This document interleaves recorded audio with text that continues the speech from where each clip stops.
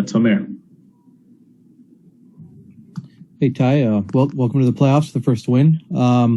Just curious what you thought about the poise you guys had down the stretch, really throughout the game.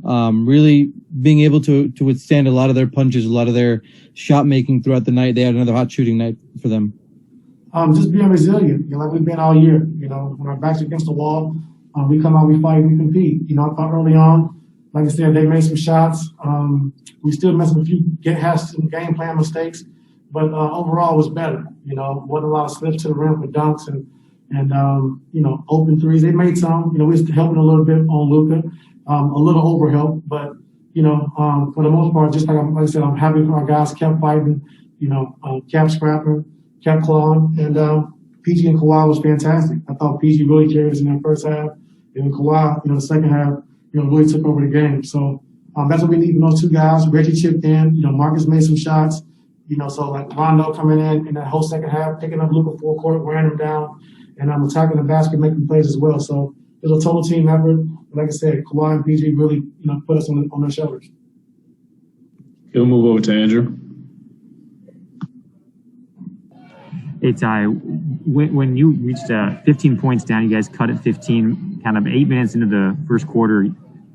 You guys take a timeout. Can you take us back to what happens, like the tenor of that timeout? What is said to sort of stabilize you guys? Because after that, obviously the run begins.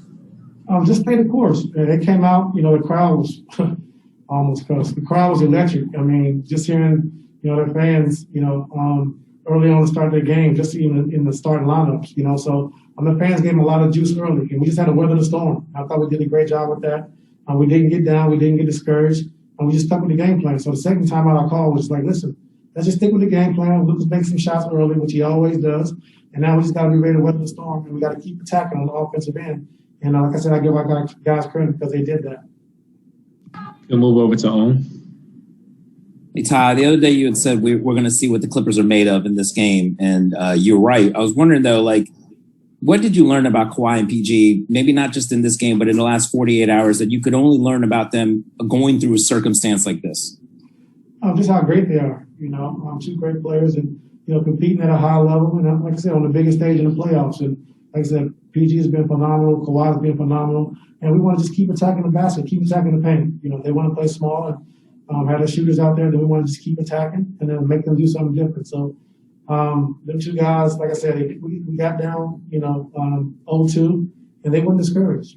Their conversation to the players, the things we have to do to get better and be better, they led that. So, and you came out and seen them play tonight. So it was just great to see. Move over to Law. What went into you going back to your original starting line, or at least the starting line that we've been seeing almost all of pre or post break? And then what did you decide at halftime that allowed you to feel comfortable switching things up for the second half? Just, going back with Reggie, I thought he has pace. Like I said, he played great tonight, made some big shots, having 16 points. We were able to run our offense a little better. Like I said, because him and Pat are different. Pat's a defensive guy who can set the tone defensively, but when I started, we were scoring 1 point per possession. And not saying it was Pat's fault, but we just needed a jolt. We needed some more energy. We needed some, attacking the basket, playing with pace. And that was a thought with Reggie starting. And I thought he did a great job with that. So, like I said, the playoffs, it's a game of matchups. It's a game of runs, game of wins. And you got to do what's best for the team. And, Pat Beverly was great with it. He said, whatever you need me to do, coach, I'm all for it. And so, that's how you got to be if you want to win. And at halftime, obviously, you pulled Zoo for Nick and allowed you to regain or at least keep control of the game. I mean, you had a 2-point lead at halftime of game 2. Third quarter, game got away from you. What helped you just feel like, all right, Nick's prepared for this, and we're going to start the second half this way? I think, like I said, defensively, starting with Nico and him picking up Luka full court with Kawhi and PG having 2 fouls and just trying to harass him, wear him down. I thought Rondo really did a great job with that. And then also we were able to switch. We were able to switch more because I thought, Luka really was able to make some shots early on against Zoo. And then when they went big, we got Zoo back in the game. They were trying to attack downhill. And, Collie Stein, who's a dynamic roller, puts a lot of pressure on your defense. And once Luka gets you on the side and gets you on his hip, it's tough. So we just decided to do that so we can switch more and try to make him play more one-on-one and just try to wear him down. We'll move over to Mark Medina. Hey, Ty, how do you think you guys changed the complexion of the series tonight? Not just because of the win, but the way you guys played under the circumstances.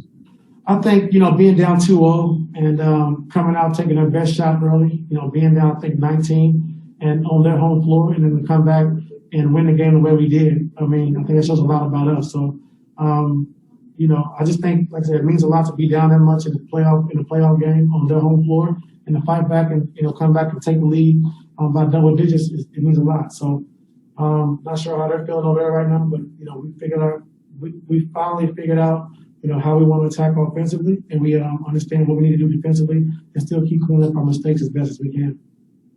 Okay, we'll take a few more. Move over to Justin Russo.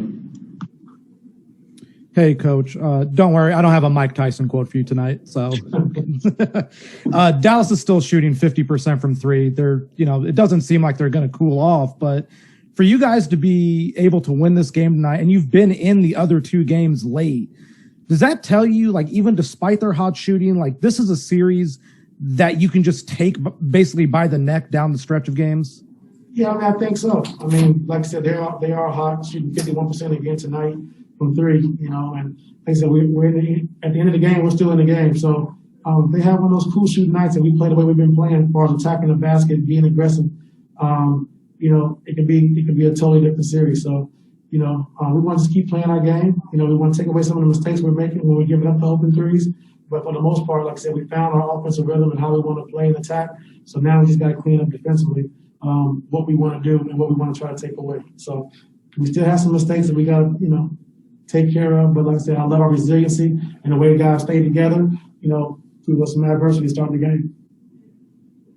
We'll go over to Forby and close out with Mason. Hey, Coach, congrats on the win.